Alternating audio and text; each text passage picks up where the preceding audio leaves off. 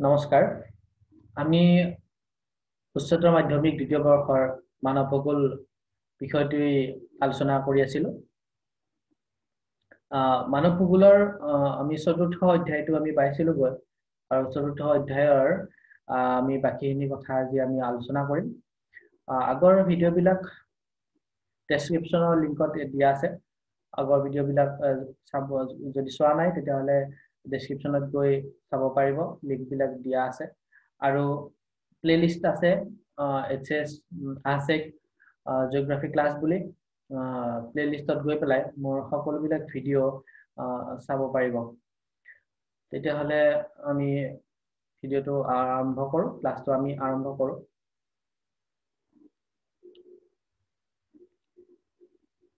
যদি কিবা বুজি নোপোৱা আছে আগৰ ক্লাছ বিলাকৰ তেতিয়াহলে কমেন্ট কৰি সুধিব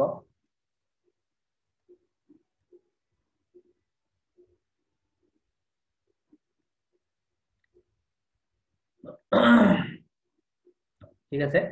এতিয়া আমি মানৱ সম্পদ উন্নয়নৰ চাৰিটা স্তম্ভ পাইছিলো যেনে মানৱ সম্পদ উন্নয়নৰ কাৰণে চাৰিটা স্তম্ভ আমাক দিয়া আছে চাৰিটা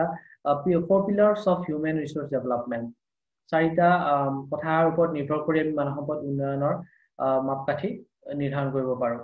এতিয়া মানৱ সম্পদ উন্নয়নৰ প্ৰক্ৰিয়াটো চাৰিটা স্তম্ভ অৰ্থাৎ উন্নতিকামী উপকৰণৰ আশ্ৰয় কৰি লোৱা দেখা যায় এই উপকৰণ চাৰিটা হৈছে একাধিক্ৰমে সাম্য অথবা সমতা স্থায়িত্ব উৎপাদন অধিকাৰ অথবা ক্ষমতা সাম্য অথবা সমতা ইকুৱেলিটি স্থায়িত্ব সাস্টেইনেবিলিটি উৎপাদন প্ৰডাক্টিভিটি আৰু অধিকাৰ ক্ষমতা এম্পাৱাৰমেন্ট সমাজ অথবা ৰাষ্ট্ৰ এখনত উপলব্ধ সম্পদ তথা সা-সুবিধাসমূহ সকলো শ্ৰেণীৰ প্ৰতিজন লোকে ভোগ কৰিব পৰা অৱস্থাটো সাম্য অথবা সমতা বুলি কয় আমি সমতা মানে জানো যে আমাৰ সমাজত সকলো মানুহ একে সমান হ'ব লাগিব তেতিয়া আমি সমতা স্থাপন হোৱা বুলি কওঁ গতিকে যেতিয়া এখন সমাজত বা এখন ৰাষ্ট্ৰত যিবিলাক সম্পদ আছে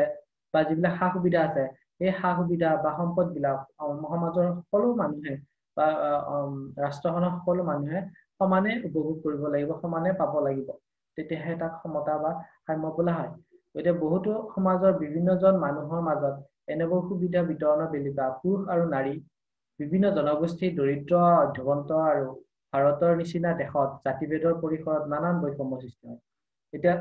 আমাৰ সমাজ বিলাকত কিছুমান এনেকুৱা ধৰণৰ সমস্যা আছে যিবিলাক সমস্যাৰ কাৰণে এই যিটো সাম্য বা সমতা এই সাম্য সমতা আমি প্ৰতিষ্ঠা কৰিবলৈ একেবাৰে সক্ষম হোৱা নাই বৰ্তমান সময়ত বহুতো সমাজৰ বিভিন্ন মানুহৰ মাজত এনেবোৰ যিবিলাক সুবিধা এই সুবিধা বিতৰণৰ ক্ষেত্ৰত পুৰুষ আৰু নাৰী বুলি পেলাই ভাগ কৰা হয় যে কিছুমান সুবিধা পুৰুষে লাভ কৰিব পাৰে নাৰীয়ে নোৱাৰে বা কিছুমান সুবিধা নাৰীয়েহে লাভ কৰিব পাৰে পুৰুষে নোৱাৰে তেনেকুৱা ধৰণৰ কিছুমান ভেদাভেদ থকাৰ কাৰণে আমাৰ সমতাটো স্থাপন নহয় বা বিভিন্ন জনগোষ্ঠী ইটো জনগোষ্ঠীয়ে সিটো জনগোষ্ঠীক কিছুমান বাধাৰ সৃষ্টি কৰে বা জনগোষ্ঠী হিচাপে বেলেগ বেলেগ জনগোষ্ঠীয়ে বেলেগ বেলেগ ধৰণৰ সা-সুবিধা লাভ কৰি থাকে দৰিদ্ৰ আদ্যবন্ত আৰু গতিকে দৰিদ্ৰ যিখিনি মানুহ আছে সেইখিনি কিছুমান সুবিধাৰ পৰা পিছ পৰি ৰয় কিছুমান ধনী শ্ৰেণীৰ মানুহে কিছুমান সুবিধাৰ পৰা পিছ পৰি লয় বা ধনী সমাজে কিছুমান সুবিধা পায় দৰিদ্ৰ মানুহখিনিয়ে কিছুমান সুবিধা নাপায় ভাৰতৰ গতিকে ভাৰতৰ যিবিলাক দেশত জাতিভেদ আছে আমাৰ ভাৰতখনত জাতিভেদৰ পৰিসৰো বহুত বেছি বিভিন্ন জাতিৰ মানুহ বিভিন্ন ধৰ্মৰ মানুহ আমাৰ দেশত আছে আৰু তাৰ ওপৰত ভিত্তি কৰি নানা ধৰণৰ বৈষম্য আছে আৰু এই বৈষম্যবিলাক থকাৰ কাৰণে আমি সাম্য বা সমতাটো প্ৰতিষ্ঠা কৰিবলৈ সক্ষম হোৱা নাই আন কোনো দেশত আকৌ ধৰ্ম অথবা বৰ্ণ প্ৰভেদ অনুসৰি এনেবোৰ মৌলিক সুবিধা সকলোৱে সমানে নাপায় উদাহৰণস্বৰূপে আমাৰ দেশত শিক্ষা সাং কৰাৰ আগৰ অৱস্থাত বিদ্যালয় এৰি অহা ছাত্ৰ ছাত্ৰীৰ ভিতৰত ছাত্ৰী নাৰী সমাজৰ প্ৰতিনিধি দৰিদ্ৰ পৰিয়ালৰ সন্তান আৰু অনুন্নত সামাজিক মৰ্যাদাপ্ৰাপ্ত শ্ৰেণীৰ সন্ততিৰ সংখ্যা সৰ্বাধিক অৰ্থাৎ এইসকল লোকৰ মাজত জ্ঞান আৰ্জন সীমাবদ্ধ অৱস্থাত ৰৈ যোৱাৰ ফলত বিকল্প কৰ্মবদ্ধ সীমিত উপলব্ধ সুবিধাসমূহৰ ধাৰাবাহিকতাক স্থায়িত্ব শব্দৰে বুজা হয় এতিয়া নেক্সট যিটো পইণ্ট আছে আমাৰ স্থায়িত্ব সাস্টেইনেবিলিটি যিবিলাক আমাৰ সা সুবিধাসমূহ সমাজত বা ৰাষ্ট্ৰ এখনত আছে সেই সা সুবিধাসমূহ স্থায়ী হ'ব লাগিব যে আমাৰ পিছৰ প্ৰজন্মইও সেই সুবিধাবিলাক পাব লাগিব উপভোগ কৰিব পাৰিব লাগিব সমানে উপভোগ কৰিব লাগিব তেতিয়াহে মানৱ সম্পদ উন্নয়ন হ'ব মানৱ সম্পদ উন্নয়ন পৰিক্ৰমাটো দীৰ্ঘম্যাদী কৰাৰ উদ্দেশ্যে উন্নয়ন সৃষ্টিকাৰী উপকৰণ সমূহ অবিৰত অৱস্থাত পুৰুষানুক্ৰমিকভাৱে সকলোৰে বাবে সুনিশ্চিত কৰি ৰাখিবই লাগিব মানে পুৰুষানুক্ৰমিক মানে আমাৰ পিছৰ প্ৰজন্ম এতিয়া আমি যিবিলাক আমি সা সুবিধা বা যিবিলাক আমি সম্পদ আজি আমি ব্যৱহাৰ কৰি আছো যেনে আমি পেট্ৰল ব্যৱহাৰ কৰি আছো কোনো বাধা নোহোৱাকৈ ডিজেল ব্যৱহাৰ কৰি আছো কেৰাচিন ব্যৱহাৰ কৰি আছো পানী ব্যৱহাৰ কৰি আছো এতিয়া আমাৰ পিছৰ যি প্ৰজন্ম থাকিব সেই পিছৰ প্ৰজন্মই যদি এই পেট্ৰলিয়াম জাত সামগ্ৰীৰ কাৰণে হাহাকাৰ কৰিব লগা হয় বা পানীৰ কাৰণে হাহাকাৰ কৰিব লগা হয় তেতিয়াহ'লে মানৱ সম্পদৰ যিটো সুত সেই মানৱ সম্পদৰ উন্নয়নৰ সুতটো বাধাপ্ৰাপ্ত হ'ব মানৱ সম্পদ উন্নয়ন এতিয়া হৈ আছে কিন্তু পিছৰ প্ৰজন্ম মানৱ সম্পদ উন্নয়ন হ'বলৈ নোৱাৰিব যদি এইবিলাক সম্পদ সকলোৱে সমানে সুবিধা বা সম্পদবিলাক সমানে ব্যৱহাৰ কৰিব নোৱাৰে বিত্তীয় পৰিস্থিতিক আৰু মানৱ সম্পদ সমূহ উন্নয়নৰ হকে প্ৰয়োগ কৰাৰ বেলিকা ভৱিষ্যত প্ৰজন্মৰ স্বাৰ্থৰ প্ৰতিও সতৰ্ক দৃষ্টি অপৰিহাৰ্য আমাৰ পৰিৱেশটো আমি কেনেকৈ ব্যৱহাৰ কৰিম এনভাইৰনমেন্টক পৰিস্থিতিক কেনেকৈ ব্যৱহাৰ কৰিম যাতে আমাৰ নেক্সট প্ৰজন্ময়ো এনভাইৰনমেন্টটো আমাৰ নিচিনাকৈ পায় মানৱ সম্পদ উন্নয়নৰ হকে এইটো এটা ইম্পৰ্টেন্ট কথা আৰু যিটো বিত্তীয় ফাইনেন্সিয়েল বিত্তীয় সাইডৰ পৰা আমি যেনেকৈ আমি টকা পইচা যি ধৰণে আমি ব্যৱহাৰ কৰি আছো ঠিক পিছৰ প্ৰজন্মই যাতে আৰ্থিকভাৱে সবল হৈ থাকিব পাৰে তেনেকুৱা ধৰণৰ পৰিস্থিতি এটা থাকিব লাগিব তেতিয়া মানৱ সম্পদৰ উন্নয়নৰ যিটো চেইন সেইটো থাকিব অৰ্থাৎ উন্নয়নৰ হকে সম্পদৰ ভুল প্ৰয়োগ আৰম্ভ হোৱাৰ ফলত আমাৰ উন্নয়ন প্ৰক্ৰিয়াটোৱে ক্ষণস্থায়ী হৈ পৰিব পাৰে যদি আমি উন্নয়নৰ কাৰণে কিছুমান সম্পদ ব্যৱহাৰ কৰো আৰু অত্যাধিক ব্যৱহাৰ কৰো তেতিয়া এই উন্নয়নটো ক্ষণস্থায়ী হ'ব বৰ্তমান মানুহে ব্যৱহাৰ কৰিব পাৰিব তাৰ পিছত কিছু বছৰ পিছত বা কিছু দিন পিছত এই বস্তুটো যেতিয়া নোহোৱা হৈ যাব যে সম্পদটো নোহোৱা হৈ যাব তেতিয়া সেই সম্পদটোৰ ব্যৱহাৰটো পিছৰ প্ৰজন্মই কৰিব নোৱাৰিব গতিকে মানৱ সম্পদ উন্নয়নৰ যিটো মানৱ সম্পদ উন্নয়নৰ পৰা পিছৰ প্ৰজন্মটো বঞ্চিত হ'ব ফলত সেইখন সমাজত শাৰীৰিক আৰু বৌদ্ধিকভাৱে উদাহৰণস্বৰূপে এখন সমাজত কন্যা সন্তানক উপযুক্ত শিক্ষা লাভৰ পৰা বঞ্চিত কৰাৰ পৰিণতি স্বৰূপে অদূৰ ভৱিষ্যতৰ শিশুসকল পাৰদৰ্শী মাতৃৰ যত্নৰ পৰা বঞ্চিত যদি বৰ্তমানৰ এগৰাকী কন্যা সন্তানে শিক্ষাৰ পৰা বঞ্চিত হ'ব লগা হয় তেওঁ অশিক্ষিত হয় তেতিয়াহ'লে সেই ছোৱালীজনী কন্যাজনীৰ যি সন্তান হ'ব সেই সন্তানেও আকৌ কি কৰিব যে পাৰদৰ্শী মাতৃৰ পৰা বঞ্চিত হ'ব নিজৰ মাতৃটো বা সেই ছোৱালীজনী নিজৰ ছোৱালীক আকৌ কি কৰিব নোৱাৰিব ভাল শিক্ষা দিব নোৱাৰিব যিহেতু নিজৰ শিক্ষা নাই ফলত সেইখন সমাজত শাৰীৰিক আৰু বৌদ্ধিকভাৱে সুস্থ সবল নতুন প্ৰজন্মৰ পৰিৱৰ্তে নিশকতীয়া প্ৰজন্ম এটাৰ আগমন ঘটি সমাজখনৰ উন্নয়ন দীৰ্ঘস্থায়ী হোৱাত বাধা জন্মায় গতিকে এনেকে যদি অশিক্ষিত প্ৰজন্ম এটা আমাৰ ফালে নেক্সট প্ৰজন্ম এটা অশিক্ষিত হিচাপত যদি থাকি যায় তেতিয়াহ'লে সমাজৰ যি উন্নয়ন সেই উন্নয়ন দীৰ্ঘস্থায়ী হ'ব নোৱাৰিব ক্ষণস্থায়ী হৈ যাব সেয়েহে সমাজ এখনে আজিৰ তাৰিখত উপভোগ কৰা প্ৰতিটো সুবিধা অদূৰ ভৱিষ্যতে অটুট ৰখাৰ প্ৰতি সদায় সতৰ্ক দৃষ্টি ৰখা উচিত গতিকে সম্পদবিলাক সকলোৱে যাতে সমানে সুবিধা বা সম্পদবিলাক সমানে যাতে উপভোগ কৰিব পাৰে আৰু ভৱিষ্যতেও যাতে সেই সম্পদবিলাক থাকে ব্যৱহাৰ কৰিবৰ কাৰণে এইটো সদায় সতৰ্ক হোৱা উচিত সমাজ এখনৰ উৎপাদন মানে নেক্সট পইণ্টটো হৈছে উৎপাদন গতিকে সমাজ এখনৰ উৎপাদন মানে হৈছে সমাজখনৰ প্ৰতিজন সদস্যই নিজ নিজ শাৰীৰিক আৰু বৌদ্ধিক শ্ৰম নিয়োগৰ বিনিময়ত সৃষ্টি কৰা মুঠ সম্পদৰাজি এখন সমাজত যিখিনি আমাৰ মানুহ আছে এই মানুহখিনি নিজৰ শাৰীৰিক শ্ৰম বিনিয়োগ কৰিয়ে হওক বা বৌদ্ধিক শ্ৰম বিনিয়োগ কৰিয়ে হওক যিবিলাক সম্পদৰাজি সৃষ্টি কৰে সেইটোৱে হৈছে উৎপাদন মানুহৰ অৰ্হতা বৃদ্ধিৰ লগে লগে সমাজখনত সৃষ্টি হোৱা দ্ৰব্য আৰু সেৱাৰ পৰিমাণ অবিৰত গতিত বৃদ্ধি পাই যোৱা উচিত এতিয়া মানুহৰ অৰ্হতা বা মানুহৰ যোগ্যতা সদায় বাঢ়ি গৈ আছে আৰু এনেকে বাঢ়ি যোৱাৰ ফলত সমাজত যিবিলাক দ্ৰব্য বা যিবিলাক সেৱা এইবিলাকৰ পৰিমাণো কি হ'ব লাগিব বাঢ়ি যাব লাগিব সমাজত সৃষ্টি হোৱা দ্ৰব্য আৰু সেৱাসমূহ এইখন সমাজৰ অন্তৰ্ভুক্ত জনশক্তিৰ অৰ্হতাৰ ওপৰত পুৰা মাত্ৰাই নিৰ্ভৰশীল হৈ থাকে সমাজ এখনত যিখিনি দ্ৰব্য বা যিখিনি সেৱা সৃষ্টি হয় সেইখিনি আমাৰ সমাজখনৰ উন্নতিৰ কাৰণে নিৰ্ভৰশীল হৈ থাকে গতিকে সেয়ে এই সম্পদ সৃষ্টিকাৰী মানৱ সম্পদে হৈছে সমাজ অথবা ৰাষ্ট্ৰ এখনৰ শ্ৰেষ্ঠ সম্পদ এতিয়া মানুহে সম্পদ সৃষ্টি কৰিব পাৰে সেইকাৰণে মানুহজন সমাজ বা ৰাষ্ট্ৰ এখনৰ আটাইতকৈ ডাঙৰ সম্পদ শ্ৰেষ্ঠ সম্পদ এনেস্থলত এই অমূল্য মানৱ সম্পদৰ যত্ন বৃদ্ধিৰ স্বাৰ্থতে সমাজৰ প্ৰতিজন ব্যক্তিক জ্ঞান সুস্বাস্থ্যৰ কৰ্ম সম্পাদনৰ উপযুক্ত পৰিৱেশ প্ৰদান কৰা উচিত গতিকে মানৱ সম্পদ আমি বৃদ্ধি কৰিবৰ বাবে মানুহক সুস্বাস্থ্য অধিকাৰী কৰিব লাগিব শিক্ষা দিব লাগিব কৰ্ম সম্পাদনৰ যি উপযুক্ত পৰিৱেশ সেয়া প্ৰদান কৰিব লাগিব তেতিয়া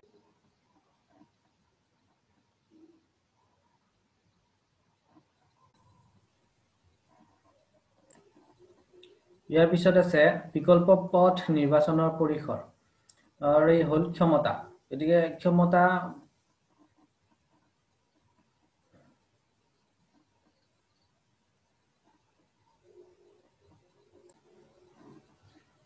ব্যক্তিগত যোগ্যতা আৰু স্বাধীনতাৰ পৰাই ক্ষমতা সৃষ্টি হয় মানুহৰ যোগ্যতা আৰু সেই যোগ্যতাখিনি মানুহে বিভিন্ন কামত ব্যৱহাৰ কৰাৰ যি স্বাধীনতা সেই স্বাধীনতাৰ পৰাই এই ক্ষমতা সৃষ্টি হয় মানুহে নিজ নিজ যোগ্যতাৰ পৰিসৰতহে বিকল্প কৰ্মপন্থা বাছি ল'ব পাৰে মানুহৰ কিবা এটা যোগ্যতা কিবা এটা কাম কৰাৰ যোগ্যতা আছে সেই যোগ্যতা অনুসৰি মানুহে কাম এটা বাছি ল'ব পাৰে কোনো ক্ষেত্ৰত আকৌ অৰ্হতা আহৰণৰ পাছতো কিছুমান বিকল্প নিৰ্বাচন কৰাৰ স্বাধীনতা সকলোৱে উপভোগ কৰিবলৈ নাপায় কিছুমান এনেকুৱা কিছুমান পৰিস্থিতি আহি যায় যত নেকি মানুহে নিজৰ যোগ্যতা বা অৰ্হতা থকাৰ পিছতো সেই যোগ্যতা বা অৰ্হতা অনুসৰি কাম বা বিকল্প কিছুমান কৰ্ম নিৰ্বাচন কৰিবলৈ নোৱাৰে স্বাধীনতাটো নাপায় উপযুক্ত উদাহৰণস্বৰূপে উপযুক্ত প্ৰশিক্ষণ লোৱাৰ পাছতো কৰ্মসংস্থাপনৰ অভাৱত কাম কৰাৰ স্বাধীনতাৰ পৰা বহুজন বঞ্চিত হয় দৰাচলতে একোটা ভাল চৰকাৰ আৰু জনকল্যাণমূলক নীতিৰ ফলতহে সৰ্বসাধাৰণ লোকে প্ৰাপ্য ক্ষমতা লাভ কৰিব পাৰে এতিয়া ভাল এখন চৰকাৰ লাগিব জনকল্যাণমূলক কিছুমান নীতি লাগিব এইবিলাকৰ ফলতহে আমাৰ কি হ'ব যে ক্ষমতা মানুহে লাভ কৰিব কিহৰ ক্ষমতা লাভ কৰিব যে নিজৰ যোগ্যতা অনুসৰি কাম কৰাৰ ক্ষমতা সামাজিক আৰু আৰ্থিকভাৱে দুৰ্বলতৰ শ্ৰেণীৰ মানুহৰ মাজৰ অক্ষমতাৰ বিস্তাৰ কাৰ্যক সমাজখনৰ সামগ্ৰিক উন্নয়নৰ এক অন্য গুৰুত্বপূৰ্ণ মাপকাঠি বুলিব পাৰি যে সামাজিক আৰু আৰ্থিকভাৱে দুৰ্বল যিখিনি মানুহ আছে সেইখিনি মানুহৰ যে যি ক্ষমতা বিস্তাৰ মানুহে কামৰ যি কৰাৰ যি অৰ্হতা আছে যোগ্যতা আছে সেই অৰ্হতা বা যোগ্যতা অনুসৰি মানুহে কি কৰিব পাৰিব লাগিব কাম কৰিব পাৰিব লাগিব তেতিয়াহে মানৱ সম্পদ উন্নয়ন হ'ব গতিকে এই চাৰিটা স্তম্ভ পালো যিকেইটাৰ ওপৰত নিৰ্ভৰ কৰি মানৱ সম্পদ উন্নয়নটো নিৰ্ধাৰণ কৰা হয় নেক্সট আছে মানৱ সম্পদ উন্নয়নৰ পন্থা বা অভিগমন এতিয়া মানৱ সম্পদ উন্নয়নৰ বাবে আমি কেনেকুৱা ধৰণৰ পদক্ষেপ বা কেনেকুৱা ধৰণৰ আঁচনি গ্ৰহণ কৰিব লাগিব এতিয়া পন্থা বা অভিগমন মানে কি যে মানৱ সম্পদ উন্নয়নৰ মূল উদ্দেশ্য আগত ৰাখি সমগ্ৰ উন্নয়নৰ পৰিক্ৰমাটো আগুৱাই নিয়া আঁচনিসমূহক মানৱ সম্পদ উন্নয়নৰ পন্থা বা অভিগমন বুলি কোৱা হয় মানৱ সম্পদ উন্নয়নৰ বাবে মানৱ সম্পদ উন্নয়নৰ যিটো উদ্দেশ্য সেই উদ্দেশ্যটো আমি আগত লৈ কিছুমান আঁচনি আমি হাতত ল'ম এই যিবিলাক আঁচনি হাতত ল'ম এই আঁচনিবিলাকেই হৈছে মানৱ সম্পদ উন্নয়নৰ পন্থা বা অভিগমন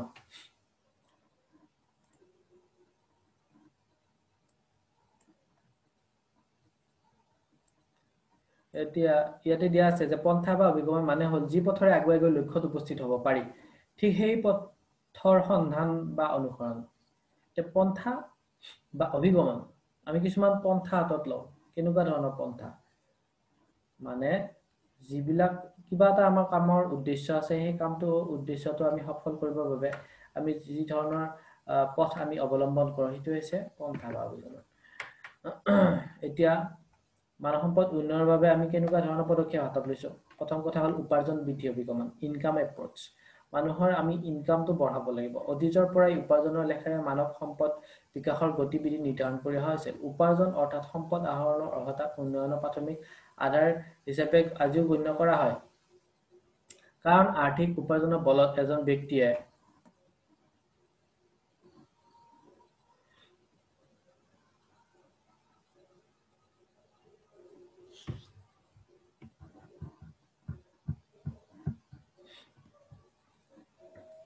অৰ্থাৎ সম্পদ আহৰণৰ অৰ্হতাক উন্নয়নৰ প্ৰাথমিক আধাৰ হিচাপে আজিও গণ্য কৰা হয়। কাৰণ অধিক উপাৰ্জনৰ বলত এজন ব্যক্তিয়ে অধিক পৰিসৰৰ বিকল্পৰ মাজৰ পৰা তেওঁৰ উপভোগ্য উপকৰণসমূহ বাছি উলিয়াব পাৰে। সেয়ে উপাৰ্জন বৃদ্ধিৰ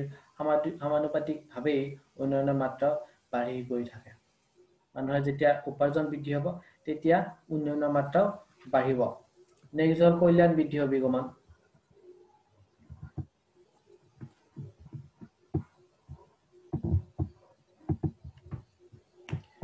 এইটোত আমি পাওঁ যে এই অভিগমনত মানৱ সম্পদক উন্নয়নৰ হিতাধিকাৰী আৰু সকলো উন্নয়নৰ চূড়ান্ত লক্ষ্যৰূপে গণ্য কৰা হয়। যে মানৱ সম্পদৰ যি উন্নয়নৰ যি হিতাধিকাৰী মানে মানুহখিনি আৰু সকলো ধৰণৰ উন্নয়নৰ চূড়ান্ত লক্ষ্যৰূপে গণ্য কৰা হয়। মানুহৰ সুবিধা বৃদ্ধিৰ উদ্দেশ্যে শিক্ষা, স্বাস্থ্য, সামাজিক উৎকৰ্ষ সাধন আৰু বিভিন্ন ধৰণৰ সেৱা সম্প্ৰসাৰণৰ ক্ষেত্ৰসমূহত চৰকাৰীভাৱে অধিক ধন খৰচ কৰাৰ সপক্ষে এইটো অভিগমনত সবল যুক্তি প্ৰদৰ্শন কৰা হয়। যে মানুহৰ যিবিলাক সা সুবিধা আছে, শিক্ষা, স্বাস্থ্য, সামাজিক উৎকৰ্ষ সাধন, বিভিন্ন ধৰণৰ সেৱাৰ উন্নতকৰণ সম্প্ৰসাৰণ কৰা, এইবিলাক সা সুবিধা পাবৰ বাবে কল্যাণ বৃদ্ধি যিটো অভিগমন বা যিটো আঁচনি সেইটো আমি হাতত ল'ব পাৰিম আৰু ইয়াৰ দ্বাৰা আমি মানৱ সম্পদ উন্নয়নৰ ক্ষেত্ৰত আগবাঢ়িব পাৰিম। কল্যাণমূলক আঁচনিসমূহত অধিক পুঁজি বিনিয়োগ কৰি উন্নয়ন ত্বৰান্বিত কৰাৰ সমগ্ৰ দায়িত্ব এই অভিগমনৰ আধাৰত কেৱল চৰকাৰৰ ওপৰতে ন্যস্ত কৰা হয়। যে চৰকাৰে কল্যাণ বৃদ্ধিৰ বাবে কিছুমান আঁচনি হাতত ল'ব লাগিব, পুঁজি বিনিয়োগ কৰিব লাগিব, টকা পইচা চৰকাৰৰ ফালৰ পৰা দিব লাগিব আৰু তেতিয়াহে কল্যাণমূলক যিবিলাক কাম কাজ সেই কাম কাজবিলাক হ'ব পাৰিব। গতিকে এই কল্যাণ বৃদ্ধি অভিগমনটো চৰকাৰেহে কৰিব পাৰে। মৌলিক প্ৰয়োজন অভিগমন। আমাৰ যিখিনি মৌলিক প্ৰয়োজন আছে এই প্ৰয়োজনখিনি পূৰণ হ'ব লাগিব। এতিয়া মৌলিক প্ৰয়োজন কি? খাদ্য, বস্ত্ৰ, বাসস্থান। গতিকে মূলতঃ আন্তঃৰাষ্ট্ৰীয় শ্ৰমিক সন্থাৰ প্ৰস্তাৱ অনুক্ৰমে স্বাস্থ্য, শিক্ষা, খাদ্য, পানী যোগান, পৰিচ্ছন্নতা আৰু আৱাস গৃহৰ সুবিধাক মানুহৰ মৌলিক প্ৰয়োজন ৰূপে চিহ্ন কৰা হৈছে। উন্নয়নৰ এই অভিগমন অনুসৰি বিকল্প পন্থা নিৰ্বাচনৰ পৰিৱৰ্তে নিৰ্ধাৰিত এই ৬ প্ৰকাৰৰ মৌলিক প্ৰয়োজন পূৰণৰ লেখাৰে মানৱ সম্পদ উন্নয়নৰ কাৰ্যপন্থা আগুৱাই নিয়া হয়। গতিকে মৌলিক প্ৰয়োজনখিনি মানুহৰ পূৰণ হ'ব লাগিব, তেতিয়াহে মানৱ সম্পদ উন্নয়ন হ'ব পাৰিব। যদি মানুহৰ মৌলিক প্ৰয়োজনখিনিয়ে পূৰণ হোৱা নাই তেতিয়াহ'লে মানৱ সম্পদ কেনেকে হ'ব?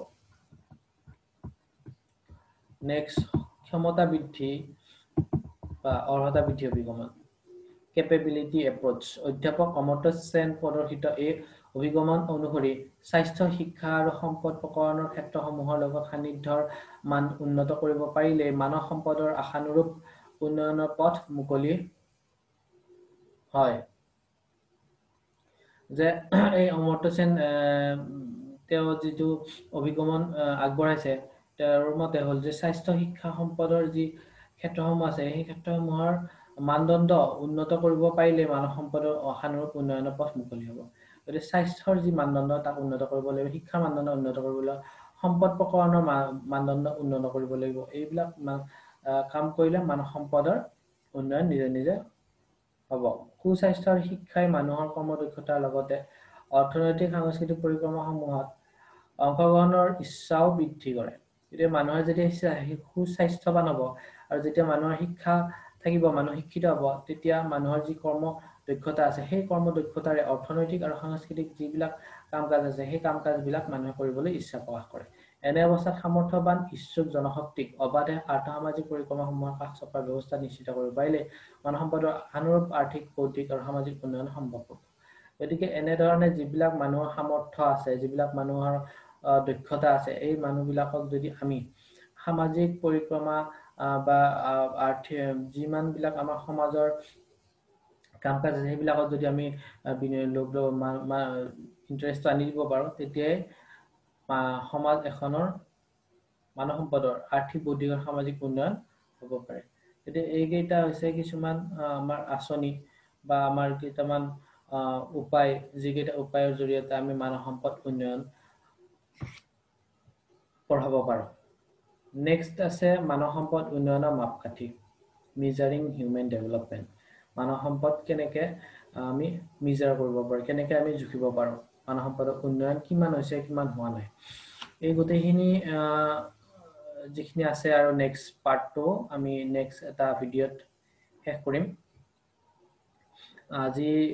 ভিডিঅ'টো কেনে লাগিল সকলোৱে কমেন্ট কৰি জনাব যদি ভাল লাগিলে তেতিয়াহলে শেয়াৰ কৰিবা আৰু চেনেলটো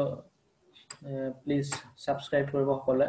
মোৰ ভিডিঅ' যিমানখিনি মানুহে চাই আছে যিমানখিনি ছাত্ৰ ছাত্ৰীয়ে চাই আছে তাৰ বেছিখিনিয়ে সাবস্ক্ৰাইব কৰা নাই গতিকে সাবস্ক্ৰাইবটো সকলোৱে কৰি ল'ব ধন্যবাদ